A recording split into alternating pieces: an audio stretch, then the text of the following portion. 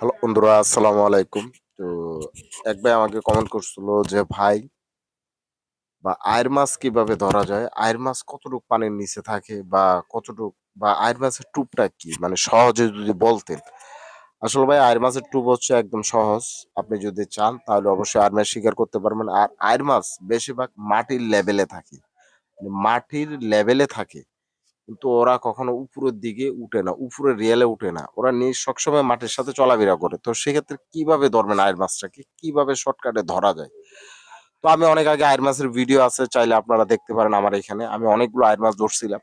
তো আয়ের মাছ ধরার জন্যে আপনার প্রথমত কেঁচো ইউজ করতে হবে। কেচ্চা বা জির যে দেশে যেটাই বলেন না কেন, কেচ্চা বা জির দিয়ে জির আবার কোনটা, কেচ্চা কোনটা দিবেন? একটা আছে লাল, একটা আছে কালো।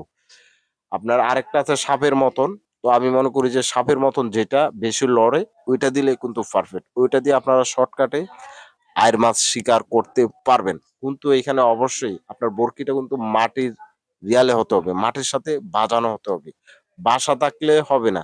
বড়কি যদি পানির উপরে যদি বা মাটির থেকে উপরে যদি এভাবে ভাসানো থাকে তাহলে কিন্তু হবে না। একদম আপনার মাটির সাথে ওইটা লাগানো থাকতে হবে।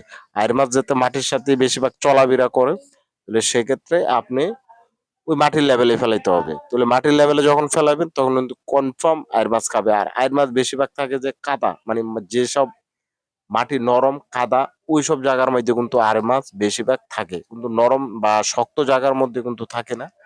তো আপনারা চাইলে ইনশাআল্লাহ চেষ্টা করে দেখতে পারেন। তো ইনশাআল্লাহ অবশ্যই ফলাফল ভালো পাবেন। আর ভিডিওটা যদি আপনাদের একটু যদি ভালো লাগে তো অবশ্যই লাইক করবেন। আমি যেহেতু সবসময় মাছের ভিডিও দেই, ফিশিং টাইপের ভিডিও দেই, মাছ কিভাবে ধরবেন বা বিভিন্ন রকমের বিষয় নিয়ে আমি কথাবার্তা বলি। তো বন্ধুরা এতটুকুই, অনেক কষ্ট করে ভিডিও বানাই। তো অবশ্যই ভাই ভিডিওগুলো দেখবেন। আপনারা দেখলেই তো আমি আরেকটা ভিডিও বানাইতে আমার থেকে ভালো লাগবে। অবশ্যই দেখবেন। তো এতটুকুই, সবাই ভালো থাকবেন। আসসালামু আলাইকুম।